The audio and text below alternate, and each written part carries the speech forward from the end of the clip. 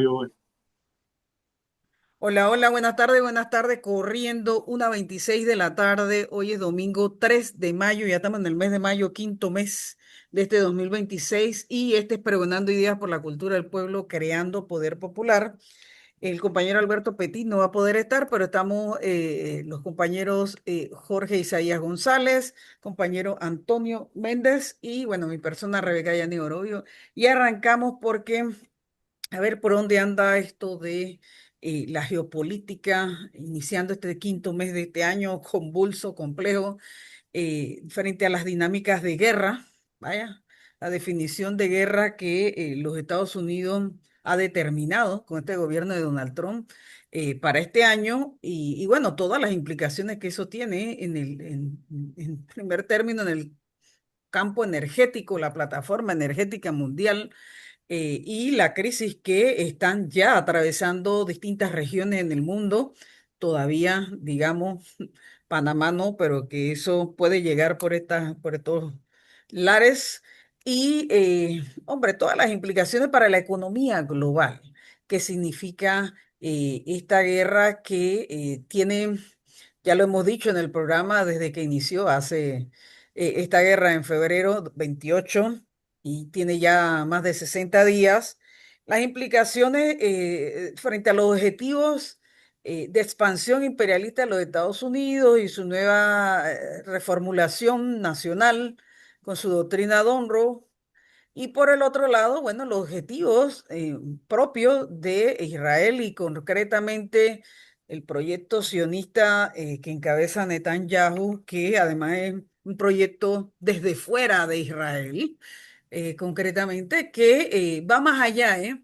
Va más allá de lo que nos planteamos con Irán, con la República Islámica de Irán, con el control del estrecho de Hormuz. No, en realidad el proyecto sionista se plantea una expansión hacia el este, norte del territorio, hacia el resto de lo que queda de Palestina y hacia otras regiones en Medio Oriente que muchos analistas, entre ellos ustedes dos, Jorge González y el compañero Antonio Méndez, hablan desde hace mucho tiempo. Desde el siglo pasado ustedes vienen realmente atinando en esta proyección que tiene el sionismo a escala allá en esa región y yo diría que más allá, ¿eh? Y más allá. Entonces ahora simplemente llegó el tiempo de lo que ya se vendría de alguna manera vislumbrando políticamente. Y bueno, el escenario está con un alto al fuego que no es tal, alto al fuego aparente o simulado que se corresponde a dinámicas de recomposición internas, concretamente en los Estados Unidos, tiene sus contradicciones. Donald Trump lo estamos evidenciando, aunque los medios controlados absolutamente en esta guerra, una cosa bestialísima, ¿eh? La censura tremenda que están teniendo los medios en Occidente, como nunca antes. Aún así, con esa censura, bueno, uno trata de buscar, nosotros cada uno de nosotros y muchos otros intelectuales en el mundo entero buscan fuentes por otras vías, no formales, para tener una visión, digamos, un poco más holística de lo que está pasando más allá de la censura, ¿no? De los medios convencionales, tradicionales en Occidente. Justo este espacio está para eso, para plantear análisis y reflexiones objetivas, objetivas de el momento actual que vive, de alguna manera, hombre, desde nuestra visión y desde este otro lado del mundo, lo que está experimentando la región de Medio Oriente, las implicaciones que eso tiene, pero también las implicaciones que tiene para nuestra región latinoamericana y tenemos que decirlo, para Panamá también, que todavía no entramos en esa dinámica en este espacio y yo creo que en muchos espacios porque tenemos otras temáticas que también atendemos en nuestro día a día. Aprovechamos para, antes de iniciar el programa, saludar a las trabajadoras y los trabajadores de nuestro país, que bueno, hace 2 días, el 1 de mayo, pues marchamos como cada año nuestras vidas, cada uno de nosotros, de nuestras vidas, hombre, en ese intento de unidad que ojalá sea prontamente ese intento de unidad nacional desde la clase trabajadora para atender los temas urgentes que golpean a la clase trabajadora, a la organización de la clase trabajadora a través de los sindicatos brutalísimos desde este gobierno que tenemos actualmente. Ya veníamos, todos los gobiernos neoliberales, pero este gobierno en particular realmente tiene una política ideológica muy clara de desmontar y golpear. Claro, eh, ellos no sé cuál será el cálculo que tienen, pero la verdad es que no ha sido un golpe absoluto. Las organizaciones sindicales, gremiales, inclusive comunitarias, que también han sido eh, violentadas o agredidas en todas las formas, entre eso el movimiento orgánico popular de los pueblos originarios. Todos están en una fase, yo diría, Jorge, y un poquito como que arranquemos por allí de recomposición de fuerzas y el 1 de mayo hubo una demostración importante desde todos los sectores de trabajadores y del movimiento social también que, tú sabes, los 1 de mayo confluimos allí en esa marcha unitaria. Entonces, creo que llega el momento de que busquemos espacios en plural, para la confluencia, vaya, de ideas para la acción en colectivo frente a lo que nos viene, más allá de la lucha directa y concreta que tenemos en nuestros espacios con el sector patronal y en nuestros espacios con la parte gubernamental, el Estado este represor que está montado sobre una plataforma de afianzar y exponenciar, porque lo dijo desde el día uno, hombre, los intereses del sector capital, de los capitalistas en nuestro país. Entonces, vaya, frente a eso que ya lo tenemos claro, todos los sectores, bueno, cómo recomponer, ¿no? Los espacios, incluso desde organizaciones más jóvenes como las juventudes y el movimiento estudiantil, etcétera. Creo que ya estamos entendiendo que la cosa no está fácil y que esta guerra más vale que nos agarre más organizada. Entonces, saludos a los trabajadores, la verdad que no solo de Panamá, sino del mundo entero, ¿eh? Que ese 1 de mayo recordamos eso de Chicago para que tenerlo siempre presente, ¿eh? Que se repite, estamos en el siglo XXI y se repite ese modelo explotador y opresor de los trabajadores y las trabajadoras en el mundo. Así que bienvenidos compañeros y arrancamos. Bueno, Jorge, Rebeca, me dejan adelantarme un poquito hoy porque el tema de los trabajadores fue tanto que costó aquí el 1 de mayo que se diera la jornada de 8 horas. Pues quiero decirte que Panamá, esa es una reivindicación que está cayendo y rápidamente, porque cuando tú tienes un 47, casi un 48% de trabajadores informales, eso implica que esos trabajadores no tienen contrato y que al estar en la indefección, en la falta de protección de un contrato, ellos no tienen límite en cuanto al horario laboral. Es decir, pueden ser víctimas de abuso de la extensión de los horarios laborales, como efectivamente pasa aquí en Panamá. Entonces no puede ser que una conquista que tiene más de un siglo, aquí, bueno, en otros países también ocurre lo mismo, pues esa es una bandera que está cayendo y que hay que volver a levantar. Hace poco terminamos un estudio en el Instituto de Estudios Nacionales de la Universidad de Panamá, muy interesante porque caracterizó con mayor precisión la situación de los trabajadores panameños, que a la vez se convierten en un factor que va a agudizar la crisis de este país y la que va a tener este gobierno cuando confluyan su 80% de impopularidad, su, su voluntad de llevar adelante una mina que es sumamente impopular y las nuevas condiciones que se están creando, nosotros hemos calculado que en el 2026, en el 2025, tú necesitabas un poco más de $300, 320 y tantos dólares para llegar al costo de la vida.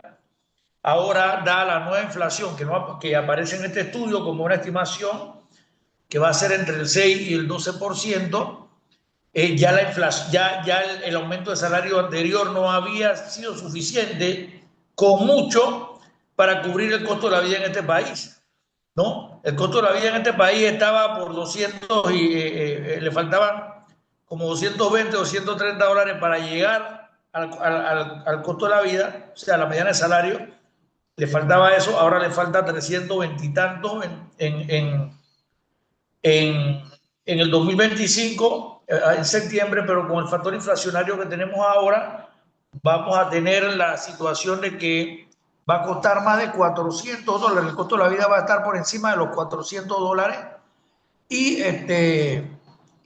eso va a incidir en el incremento del costo del transporte, el incremento de los precios de los alimentos, los bienes básicos bajo una presión inflacionaria generalizada. Entonces, por ejemplo, ahora, antes, en 2025 le faltaban $380 para llegar al costo de la vida, $380. Ahora le va a faltar $450, con lo cual la línea de pobreza del país se eleva, es decir, mucha más gente queda debajo de la línea de pobreza, y con ese de 9 a $14 que se incrementó en la última discusión en que se discutió el aumento de los salarios, pues ya vamos viendo que un gobierno, mira cómo se van alineando los astros, ¿no? Un gobierno con más de 80%, ya lo dije, pero lo repito como síntesis, de impopularidad, va a entrar a una coyuntura muy impopular, que es la de la mina, y la va a imponer. Y las condiciones laborales, este gobierno no las ha podido mejorar para nada. Entre el año pasado, el 2004, 24 y el 2025, entraron al desempleo 18,000 trabajadores más. El desempleo anda por el 10,4%. En las áreas urbanas es mayor que en el resto del país. Entre la juventud, que demostró ser en el 2022 muy beligerante el 2023, no, el desempleo anda por el 23% en las áreas urbanas, pero a nivel del país, y por el 27% en las áreas urbanas del país. Con todos estos factores, ¿no? Tú puedes prever que como no hay ninguna solución a la vista en el elemento externo, que ya vamos para allá, siempre la gente espera que nosotros hablemos mucho de geopolítica, pues también creo que es muy importante, y también lo hacemos siempre, que vinculemos cómo afectan los factores lo externo al país, ¿no? Entonces tenemos, mira, la situación es así, esa situación inflacionaria que va a desacelerar considerablemente la estimación del crecimiento del PIB mundial, y que está aumentando, y la inflación, es decir, significativamente, bueno, nos van a seguir afectando, porque todavía no hay nada que nos indique que esa guerra va a parar.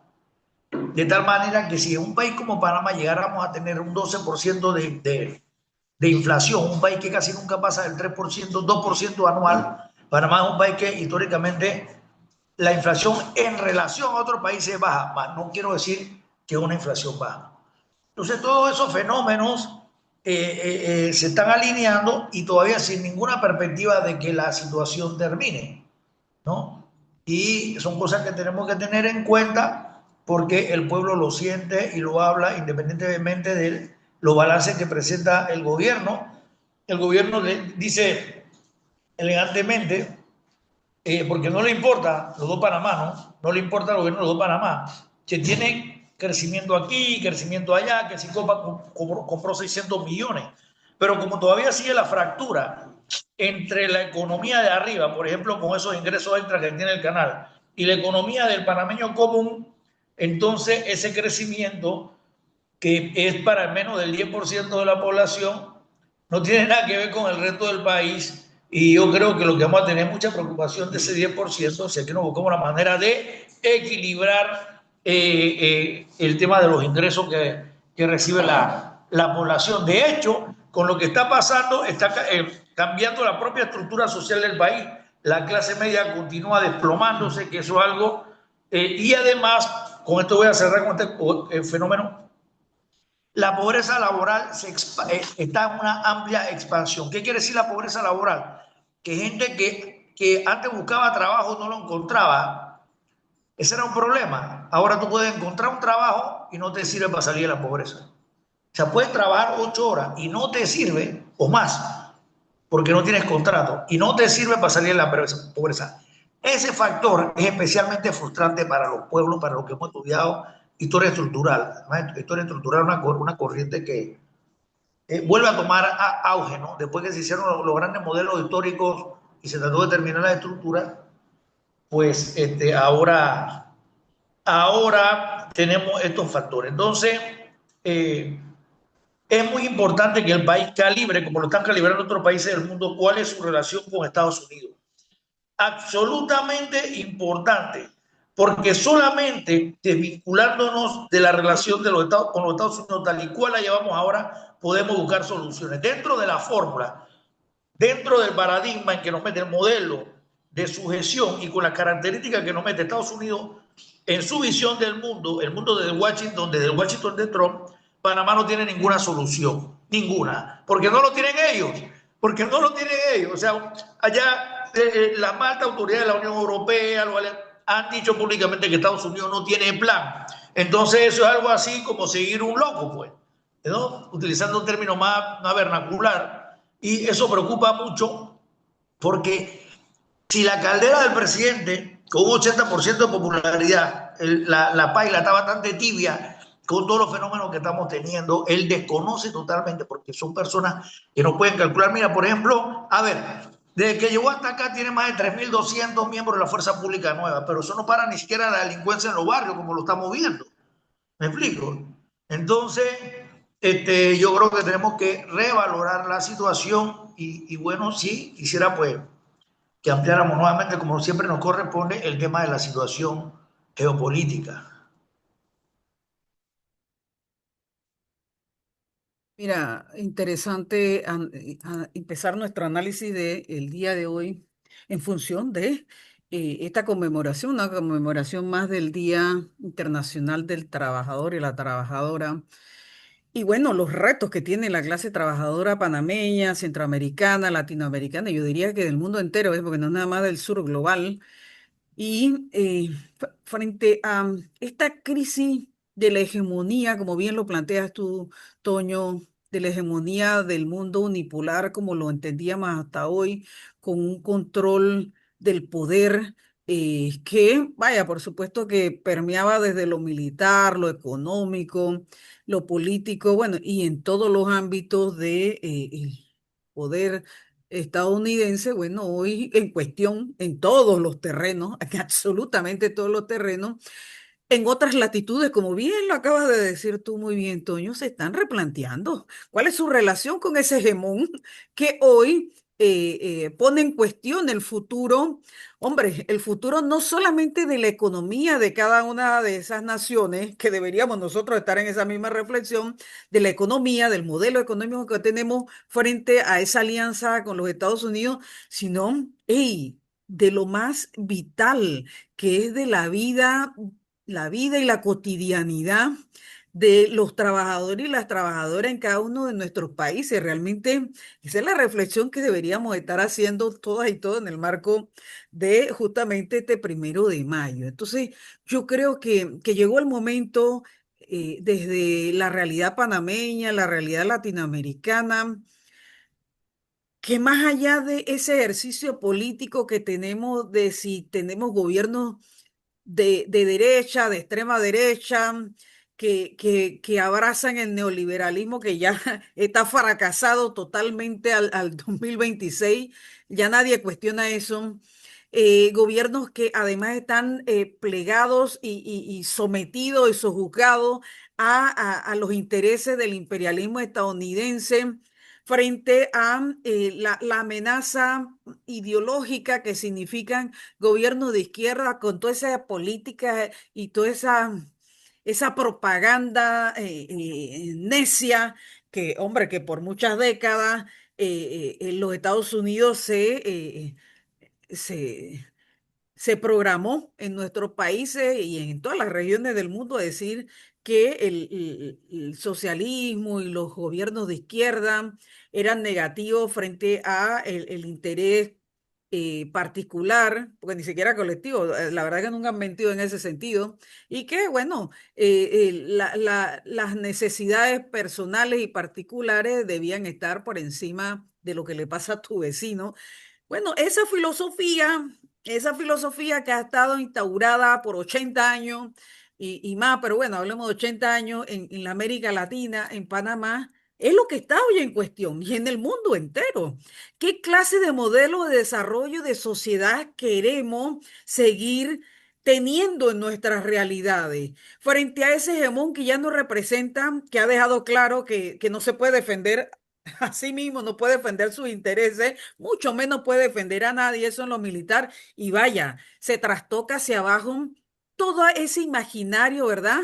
Que se tenía frente al poderío de los Estados Unidos en materia de un dólar que representaba una fortaleza, las economías, a cómo producir en el marco de tener un intercambio y una dependencia, codependencia de la economía estadounidense, porque eso podría fortalecer de alguna manera la economía. Todo eso está, miren todo lo que ha logrado Irán en 60 días, desmontar todo ese andamiaje ideológico, político del imperialismo en el mundo entero y de paso también, pero bueno, que ya venía, la verdad que desdibujándose desde que se enfrascó el sionismo de querer exterminar la existencia de los palestinos en el planeta y sobre todo en ese territorio. Bueno, la imagen de Israel ya no vale nada en el mundo entero, salvo aquí en Panamá, una cosa realmente absurda que tenemos que realmente hacer un análisis sociológico de desde cuándo, porque eso tiene un porqué y una temporalidad, desde cuándo el sionismo ha tenido ha permeado en la conciencia colectiva del panameño común. Creo que quizás las iglesias, los fundamentalismos en Panamá y en algunas regiones de la América Latina han cumplido un poco esa parte y por eso voy contigo, Jorge, porque el que hoy veamos, a pesar de que el mundo entero grita, basta ya del genocidio en Palestina, provocado por el sionismo y los israelitas en esas tierras de Palestina, en Gaza, en Cisjordania, en todos esos territorios ocupados. Haya gente en Panamá que defienda a Israel, que defienda a Netanyahu y que además porten la bandera de Israel en los taxis, en los vehículos. Es un fenómeno que tenemos un día que realmente analizar acá. Pero volvamos al tema de Toño y cómo traspolarlo a la región y al mundo entero.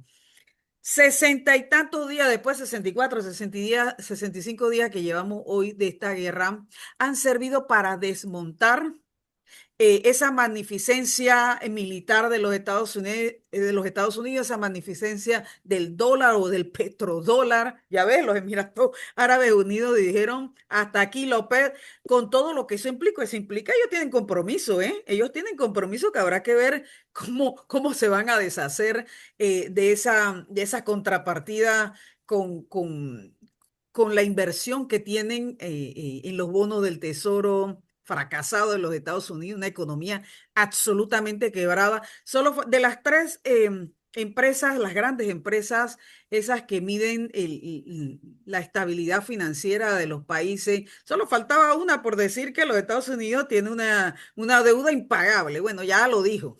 Tienen una deuda impagable y les dijo a todos los que tenedores de deuda de los Estados Unidos, bueno, hasta aquí nosotros saldamos nuestra responsabilidad. Ustedes deciden si siguen apostando a invertir en esa deuda. Entonces, ¿por dónde andamos, Jorge, hoy, a 65 días después de esta guerra? Bueno, primeramente me gustaría correlacionar los contextos, ¿no? cómo el escenario nacional se desenvuelve dentro del escenario internacional y cómo los factores del escenario internacional se reflejan en el escenario nacional. Es una relación dialéctica de mutua influencia. Lógicamente, los factores internacionales son más decisivos que en el sentido inverso, pero de una u otra manera, Panamá también influye en la medida en que tenemos un canal.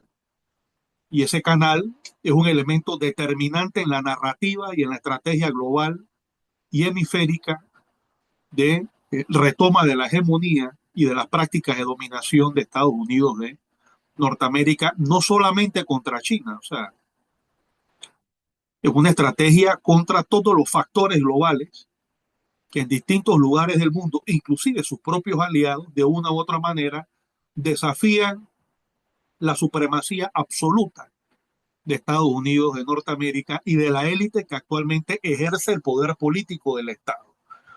O sea, el grupo heterogéneo de ultraderecha, pues es una alianza. Está el MAGA, están los libertarios, están los neocons del Partido Republicano. Ellos consideran que ya no tienen que hacer mucho consenso con la socialdemocracia europea o con las derechas de Europa, con el PSOE de España en el poder. Ellos consideran que tienen que imponer su criterio de manera total y que le corresponde al resto de los países de la OTAN. Ahora imaginemos al resto de los países del mundo obedecer de manera lineal los lineamientos y los intereses de Estados Unidos de Norteamérica. Digamos que son los zarpazos finales, los zarpazos feroces que desarrolla la primera potencia del mundo en el siglo XXI con tal de aferrarse a la supremacía y a su condición de primera potencia económico, político y militar, de la misma manera como todos los imperios a lo largo de la historia lo han intentado. En el último en intentarlo pudo ser Gran Bretaña. Francia lo intentó, trató de hacer el canal francés en Panamá, hizo el canal de Suez en Egipto, invadió México en la segunda mitad del siglo XIX tratando de retomar el imperio y objetivamente se quedó atrás en el desarrollo de las fuerzas productivas y en la capacidad de convertirse en una potencia capitalista imperial. Y ese cetro, después de la Primera y la Segunda Guerra Mundial, pasó sin discusión a Estados Unidos de Norteamérica. Sin embargo, en el resto del mundo, distintos pueblos, estados y movimientos de liberación han luchado para que los recursos, para que los destinos de sus sociedades, de sus pueblos, de sus estados nacionales, se corresponda efectivamente al interés de las mayorías de esas regiones, de esos países, y no exclusivamente a los intereses de las grandes potencias, como sucedía en el colonialismo. Y a partir de esas luchas se fue avanzando en los procesos de liberación y países subyugados que eran colonias se convirtieron en estados formalmente independientes. Ahí aparece entonces el neocolonialismo, es decir, las grandes potencias se ven en la obligación de retirarse, se reducen la plusvalía, es decir, la ganancia, el lucro que sacaban casi que de manera absoluta de estas sociedades, pero tratándose de países económicamente dependientes desde el punto de vista industrial, a través de las relaciones económicas, las grandes potencias, Europa Occidental y Estados Unidos, fundamentalmente mantenían el control estratégico a través del manejo de la economía mundial. Estos pueblos fueron avanzando entonces de las luchas políticas por la liberación nacional y la supresión del colonialismo a las luchas por el control de los recursos y el establecimiento de un mundo basado en relaciones económicas de intercambio y de más equidad. Esta reacción que vemos ahora por parte de Donald Trump, digamos que es la reacción de la vanguardia político, ideológica y militar más radical y más capacitada por su capacidad de poder bélico para tratar de contrarrestar todos esos avances históricos que a lo largo del siglo XX y en las últimas décadas del siglo XXI, con la aparición del multilateralismo y de fenómenos como la revolución bolivariana, el ALBA, la coordinación estratégica que se retomó gracias a ese arquitecto político que fue Hugo Chávez. Yo recuerdo cómo incesantemente Maduro, siendo canciller, y Hugo Chávez realizaban viajes a Beijing, a Moscú, a Teherán. O sea, estaban construyendo la arquitectura política del mundo multipolar, que si bien no es una alianza orgánica de países, y si bien no todos tienen la misma visión del modelo económico a construir en sus sociedades, sí coinciden efectivamente en que hay que, eh, digamos, reducir y eliminar la hegemonía de las potencias occidentales y en especial de Estados Unidos de Norteamérica. Y todo lo que estamos viendo a nivel mundial es producto de eso. El ataque a Venezuela, la amenaza de ataque militar a Cuba. Recientemente Donald Trump dijo que una vez se retira el portaaviones Abraham Lincoln del Medio Oriente y de la zona del Canal de Suez y el Mediterráneo, se pondrá frente a las costas cubanas, y ya el presidente Díaz-Canel ha dicho que bueno, ellos pueden conversar, que están dispuestos a negociar sobre la base de una situación de facto que no deja de ser ilegal, el bloqueo, un acto de agresión, de acuerdo al derecho internacional público. Eso no lo podemos olvidar. O sea, todo lo que se está cometiendo aquí son delitos, inclusive dentro de la propia ideología liberal que ha impulsado en gran parte muchos de estos instrumentos jurídicos de derecho internacional, buscando la aplicación de la justicia en contra de delitos que constituyen lesa humanidad, están siendo efectivamente violentados por el gobierno de Donald Trump, que llegó a proclamar en un momento que estaba dispuesto a destruir toda una civilización, la civilización persa, ¿no? Al Estado y al pueblo de Irán. Esa sola declaración es apología de un crimen colosal y constituye, sin duda alguna, un delito contra la humanidad, un delito de genocidio, un delito de agresión, y más adelante esas cuentas tendrán que pagarse política y legalmente. De alguna manera Estados Unidos va a recibir la factura, e igualmente Donald Trump. Entonces, ¿de qué manera la situación en Panamá se inserta en esta situación? Bueno, el cuadro dramático que nos ha dado el colega Méndez sobre cómo el sistema económico panameño no corresponde ya a las demandas de empleo, de calidad de vida, de consumo de la población, se ve mucho más tenso, se ve mucho más estresado cuando Estados Unidos le impone a Panamá con quién tiene que negociar, solamente con ellos. Y esa es una relación unidimensional de ganancia en una sola vía, de explotación y acumulación en una sola dirección, es decir, en la dirección de ellos.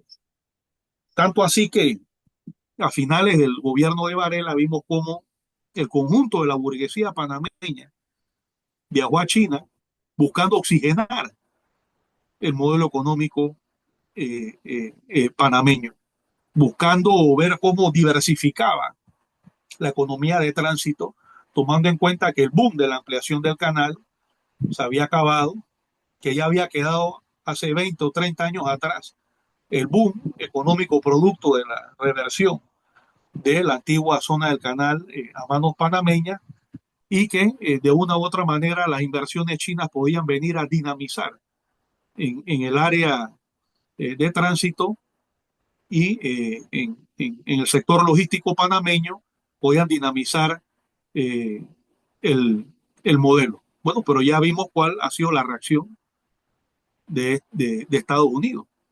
No solamente desde este gobierno, sino desde el gobierno anterior de Nito Cortizo se congeló prácticamente el, el, la dinámica de las relaciones económicas y las inversiones multimillonarias de China en Panamá. Todo proyecto de emancipación nacional, de defensa de la soberanía nacional, de diseño de un país independiente con una economía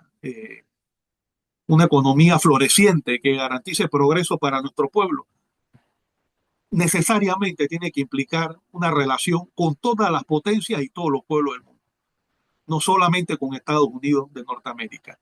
Y aquí este es un punto en donde se conecta orgánicamente la situación internacional con la situación nacional. Y la burguesía panameña, consciente de esta situación, pero políticamente incapaz de enfrentar de manera directa a Estados Unidos, lo que ha decidido a través del gobierno del señor Mulino es asimilarse y allanarse a todas las exigencias de Donald Trump, lo cual pone en peligro nuestro país porque nos inserta en un escenario en donde el Estado panameño toma partido por Estados Unidos en esta guerra contra el mundo y no solo contra China, y nos convierte potencialmente en un objetivo militar. Ya miren lo que ha sucedido en el Medio Oriente. O sea, Irán le ha pegado demoledoramente a todas las bases norteamericanas en el Medio Oriente. Casualmente ayer, siendo hoy domingo, el día que estamos grabando este programa, ayer sábado, CNN sacó una noticia basada en imágenes satelitales en donde todas las bases norteamericanas estaban destruidas en el Medio Oriente y los norteamericanos tuvieron inclusive que salir de los hoteles porque la colaboración tecnológica satelital entre China e Irán le permitió al Estado iraní poder identificar en detalle la presencia de las Fuerzas Armadas norteamericanas en la región. Eso mismo puede pasar en Panamá también. Eso mismo puede pasar en Panamá. Te quiero hacer una pregunta para que tú la desarrolles. A ver, para mí el escenario es bastante claro, ¿no? El escenario es que Estados Unidos va a tener que irse ahí lo más pronto posible. Si se queda más tiempo va a De ser. hecho, se está retirando, ¿eh?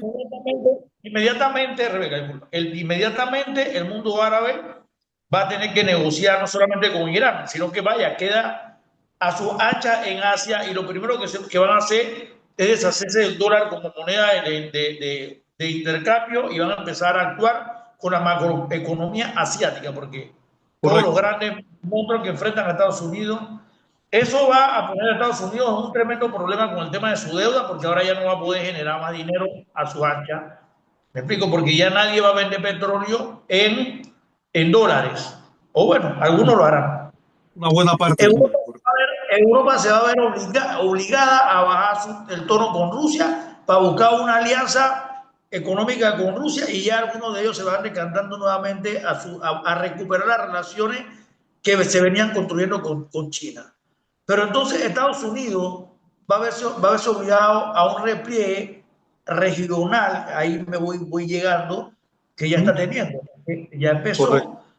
Pero encuentra, por supuesto, la resistencia de México, la de Canadá, al plan de Estados Unidos de Panamá hasta Groenlandia. Y viene, a esto es lo que me quiero referir, Jorge, y dejo la pregunta, porque no voy a hacer otro análisis, sino el siguiente. Los Estados Unidos vienen perdiendo sus aliados en esto que he dicho, de que se van a ellos por sí mismos, sus propios ex aliados, van a conformar sus bloques según sus nuevos los intereses que puedan desarrollar en este momento, incluido Corea del Sur y Japón, que hay una situación muy particular. Cuando ellos vienen a América Latina, tú piensas que van a venir, y eso lo digo en función del compromiso que Panamá está adquirido con ellos, o cómo Panamá se ha alineado.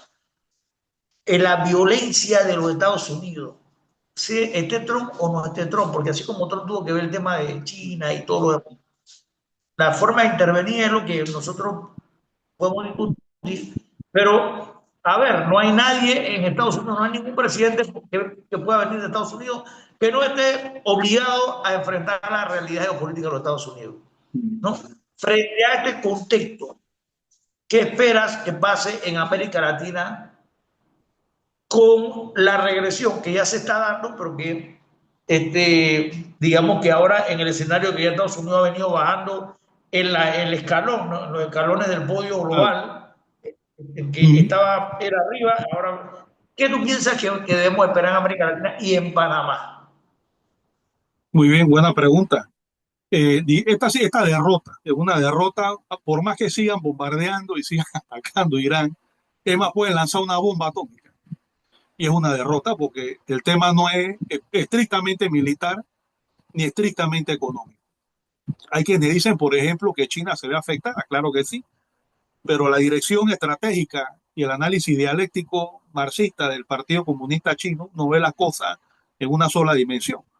Estados Unidos es un imperio mundial en donde la política, la diplomacia, la cultura juega un papel y todo eso ha sido completamente sacrificado eh, por este gobierno, afectando decisivamente el prestigio de Estados Unidos como una potencia a nivel mundial, de tal manera que hoy día no puede vender ningún valor cultural, teniendo un presidente que está amenazando con destruir una civilización, teniendo un presidente que dice que se puede tomar a cualquier país, teniendo un presidente que ignora completamente los derechos de las minorías y los derechos sociales dentro de su propio país, lo cual ha provocado Jorge, enormes disculpa, marchas. Jorge, disculpa, Trump sí ha tenido éxito en destruir una civilización, la norteamericana. La de ellos mismos. Correcto.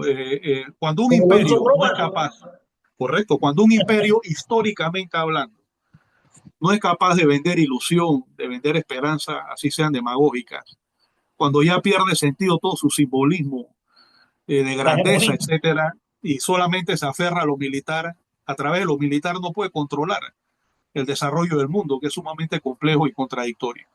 Y en ese sentido, van a tratar de aferrarse, van a tratar de aferrarse, aún inclusive si hay una derrota en las elecciones de noviembre que no sea estrepitosa. Van a tratar de aferrarse al control fuerte del hemisferio. Ahora bien, A un viejo imaginario. ahora bien, lo que está sucediendo a nivel mundial tiene una repercusión en América Latina, pero también dentro de Estados Unidos. O sea, la resistencia del pueblo de Irán, la resistencia que ofrece de una u otra manera Cuba, que también ha recibido solidaridad de Rusia, de China, de México. Actualmente hay una flotilla, inclusive en Cuba. Hemos visto un 1 de mayo en donde han marchado medio millón de cubanos en La Habana, otros millones en el resto del país y más de 6 millones de cubanos han firmado en defensa de la paz y contra la guerra. Pero eso en el lenguaje cubano significa que están dispuestos a luchar por la paz, pero si los atacan se van a defender. Y eso, sin duda alguna, repercute moralmente, políticamente, el aspecto ideológico, el aspecto subjetivo en, en nuestros pueblos. Y dentro de Estados Unidos, esas aventuras bélicas están empezando a generar bastante rechazo. Donald Trump se vio en la obligación hace 2 días de evitar una votación en el Congreso para prorrogar la presencia norteamericana en una situación de guerra en Medio Oriente por nuevos 60 días más.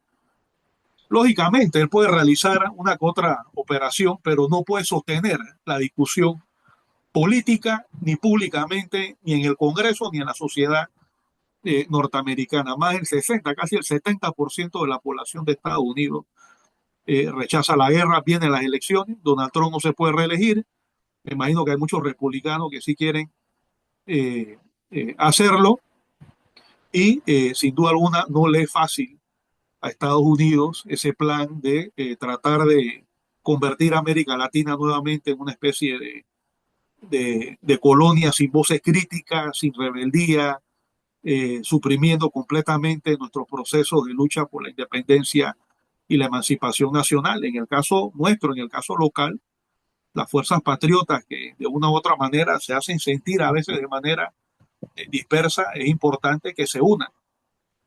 Y creo que en este 1 de mayo, eh, a pesar de que en la ciudad capital marchó la vanguardia del movimiento sindical y popular, fue una movilización sustancialmente masiva, tomando en cuenta las condiciones de represión que se han dado en este país como reflejo de lo que está pasando afuera también. O sea, Panamá fue el primer país mencionado por Donald Trump apenas llegó a la presidencia. y fue el primer país cuyo pueblo recibió palo por sus aliados a nivel nacional y a nivel internacional. Entonces yo pienso que proporcionalmente a las cosas también nos ha correspondido enfrentar esa política de hegemonía y de dominación a nivel internacional. Y a lo que tú señalabas, Méndez, la resistencia de México, la resistencia de Canadá, la resistencia del territorio de Groenlandia, cabe señalar también la enorme marcha que hubo en Colombia, aunque tal vez no todos tuvimos completamente satisfechos con algunas declaraciones posteriores que pudo haber dado Petro. eh, lo cierto es lo importante de la movilización. O sea, millones y millones de colombianos se tomaron la calle del país y se tomaron Bogotá. ¿Sí? En Con Argentina un estamos hecho viendo, preelectoral, además. así es, en Argentina estamos viendo un movimiento popular que viene reagrupándose, que viene demostrando combatividad eh, en las calles. En Costa Rica hemos visto recientemente también movilizaciones de los universitarios y de los obreros en contra de la privatización del Estado, todo lo cual beneficia las líneas estratégicas del imperio en materia de educación, en materia de servicios básicos, etcétera. En México la posición patriótica de Claudia, de Claudia Sheinbaum, y en Estados Unidos un 1 de mayo bastante masivo, que se suma a las movilizaciones no kings que se han dado en semanas anteriores contra el gobierno de Donald Trump, que se ha visto en la obligación de utilizar el fake, de acudir al autoatentado y al autosabotaje para tratar de confundir a la opinión pública y tratar de seguir ganando algo de oxígeno para sus políticas militaristas, porque no tiene una respuesta eh, coherente como ultraderecha para los problemas del mundo y para los problemas del pueblo norteamericano, y no lo tiene para Panamá, como tú lo señalabas muy bien a comienzo de este programa. O sea, lo que ofrece Estados Unidos al país es solamente imposición, agresividad, sanciones. Ahí vemos a la embajada haciendo lobby propagandístico, pero eso no representa una transformación económica del modelo panameño que le permita a la estructura económica del país responder a las demandas de la sociedad y en especial de los jóvenes en el siglo XXI. Y esas imposiciones tendientes a cancelar nuestras relaciones, no solo con China. Yo creo que cualquier potencia o país del mundo, región del mundo, que invierta sustancialmente en Panamá en este momento, sería rechazado por Estados Unidos de Norteamérica. Así fuera Arabia Saudita, por ejemplo. Entonces, no significa ya Estados Unidos un paradigma de desarrollo y de progreso para nuestros pueblos. Que hay segmentos alienados en nuestras sociedades y en especial en nuestro país, no lo podemos negar. Pero el sentido de la historia está con nosotros y eso sí, tenemos que organizarlo para que deje de ser tendencia y se convierta efectivamente en una plataforma de transformación para construir un país verdaderamente independiente y, y de justicia social abierto a todos los países del mundo y con una política de neutralidad activa, es decir, una neutralidad activa, no la de Japón. O sea, Japón ahora se ha alineado con Estados Unidos de Norteamérica en contra de China, convirtiéndose en un instrumento de Estados Unidos, sino una neutralidad activa en función de la paz. Y eso significa indudablemente e inevitablemente cuestionar toda la política hegemonista y de dominación de Estados Unidos a nivel internacional. Así que lo que yo veo, Méndez, no es otra cosa que intentos de imposición y resistencia de nuestro pueblo, Ahora, hasta que se desgaste esa política supremacista. qué bueno que tocas, Jorge, el caso de Japón y bueno, las implicaciones que tendrá para Japón en la historia, esas decisiones tomadas. Pero el caso de Panamá es muy interesante porque en esta semana que transcurrió última, China acaba de asumir la presidencia del Consejo de Seguridad. Y entre lo poco que dijo el representante de China allí, señaló que una de sus prioridades en materia internacional será eh, eh, convidar a Panamá para mejorar sus relaciones y estrechar sus relaciones el, con el multilateralismo, una cosa así, y concretamente con China. O sea, Panamá tendrá que evaluar, la verdad lo digo aquí en el programa con mucha, con con mucha objetividad. Si nosotros no entendemos el momento histórico en el que estamos y que estamos teniendo una oportunidad, a diferencia de Japón que la tuvo y la dejó, y nosotros no entendemos que este es nuestro momento para revisar, como bien lo dijo Antonio y también tú, Jorge, eh, lo, lo, lo positivo, lo negativo que es para Panamá seguir en una alianza así a ultranza con los Estados Unidos sin ver, hombre, hay que decirlo, las ventajas, los beneficios, hay que decirlo, hay que llamar las cosas por Así su es, nombre y por correcto. supuesto también por su nombre los perjuicios que ello implica seguir en esa alianza necia de este gobierno. Vaya, la verdad es que creo que vamos a perder una oportunidad, a diferencia de otros países en la región y en el mundo entero que no tienen quizás esas opciones de maniobra frente a lo que nos viene, a lo que le viene a cada cual, ¿no? Entonces, creo que tenemos que presionar al gobierno, yo no sé si desde distintas instancias orgánicas institucionales, etcétera, de la sociedad panameña que meditemos lo que estamos haciendo como país, porque vuelta a esas decisiones nos van a traer graves consecuencias. Nosotros no somos un país productor de petróleo, ni siquiera refinamos petróleo, no somos un país productor de gas, no tenemos en nuestras tierras, en nuestro subsuelo, esos elementos que son vitales para la vida. Entonces, nuestras decisiones no pueden ser románticas, ni ideológicas, tienen que ser fácticas, yo diría, ¿no? Mira, yo creo que lo que nosotros tenemos que quitarnos de encima ya hablando a nivel de como Estado, no según el grupo que somos nosotros, que tenemos ya, digamos, cierta ideología, Y cierta visión del posiciones, mundo. exacto. Voy a hablar como si fuera el Estado. No se trata tampoco aquí de que nosotros estamos pensando que el Estado tiene que romper toda relación con los Estados Unidos, sino que tiene que atender a los Estados Unidos en su nuevo escalón, que es inferior, y no dejarse intimidar porque anda por ahí por el mundo mostrando las garras y los dientes, y entonces nosotros actuamos según el temor que ellos nos ocasiona y sobre Correcto. todo a aquellos que tienen negocios fuertes en los Estados Unidos. Pero mira, por ejemplo, yo estudio a Copa le estoy haciendo un estudio muy interesante. La verdad es que Copa ya no depende totalmente de los Estados Unidos, de hace buen rato. Hace rato. De hace buen rato. Copa es un actor continental. Sí, sí, sí. Entonces, aquí hay algunas personas, y entre eso el presidente de la República, que tienen la mente puesta en el pasado y juegan en el presente con el esquema del pasado. Entonces le dicen a los otros, gente como nosotros, que nosotros estamos atrasados.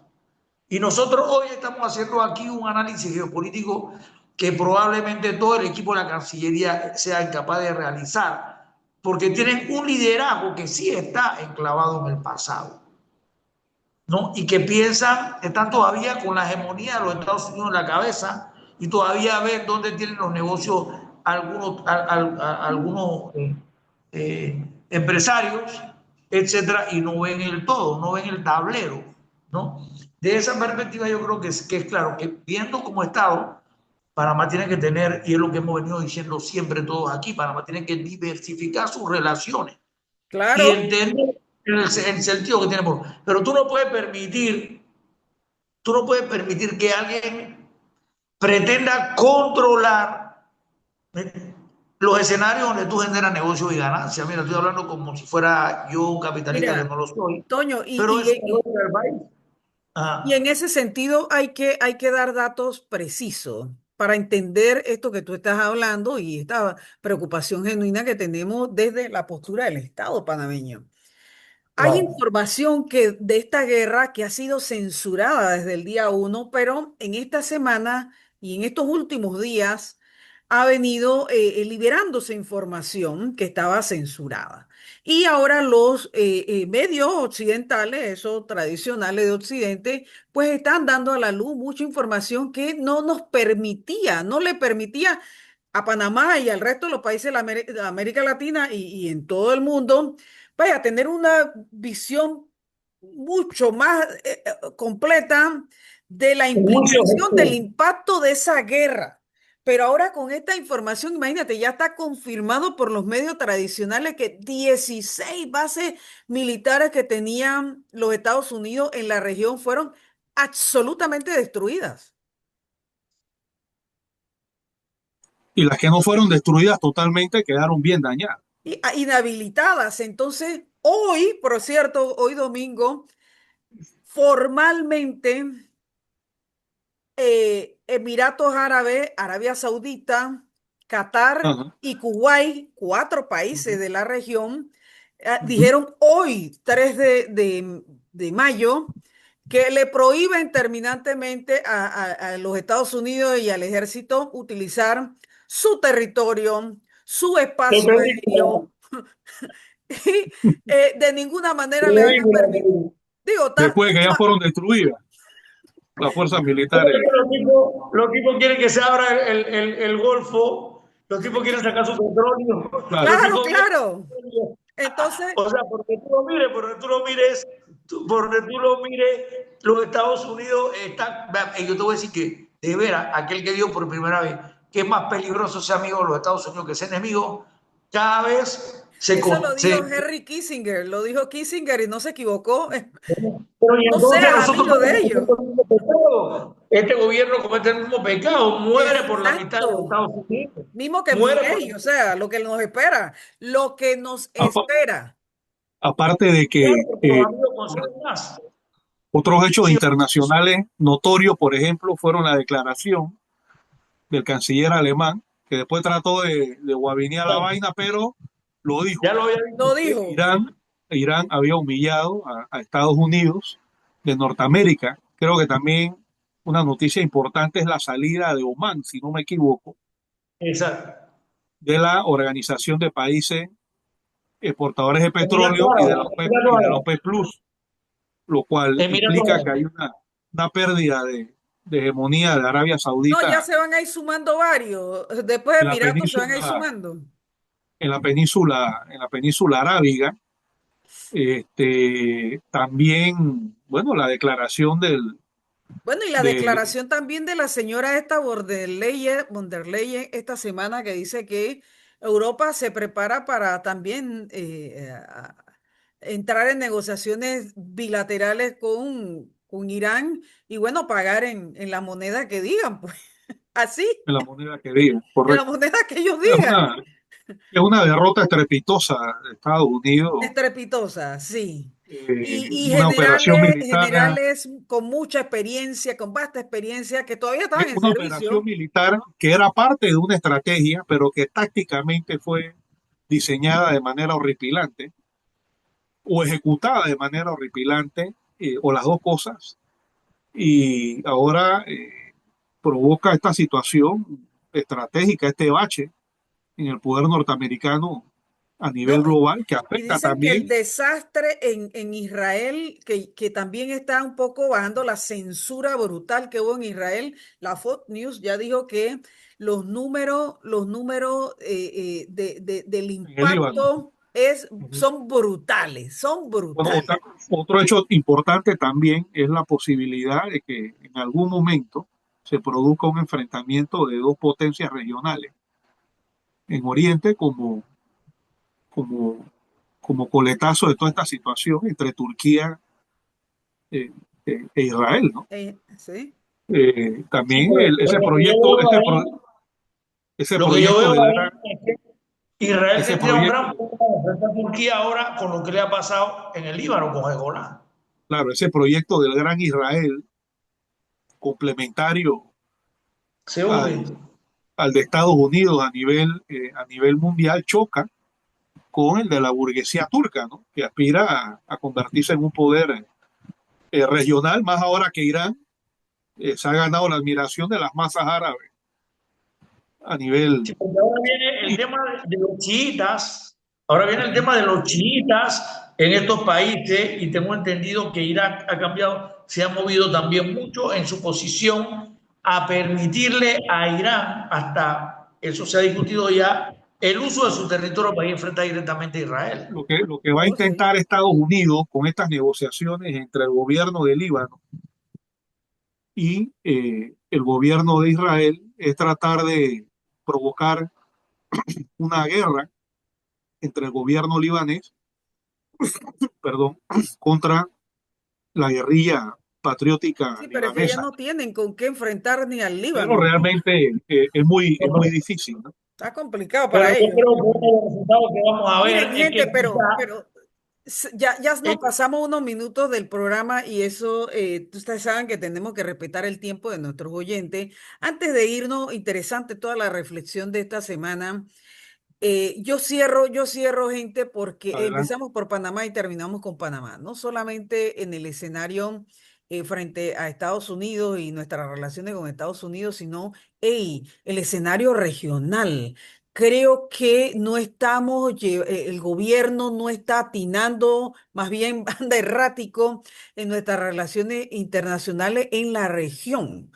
Y entre eso, por ejemplo, en la región centroamericana, el desatino con ese candidato que se sabía a toda voz que estaba siendo impuesto por Donald Trump y que ganó las elecciones torsionando a todo el mundo en Honduras. Ahí están unas grabaciones que sacaron de el narcotraficante que fue presidente y toda la triquiñuela que hubo para esa elección en Honduras tremendo. Entonces, haber celebrado y saludado a algo que se veía que estaba siendo manipulado, vaya, va dejándonos mal. Y entonces, por otro lado, vemos que ayer se filtraron unos audios de Milei donde se advierte que él estaría pagándole unos fake news a unos sitios y qué sé yo, cuentas, ¿no?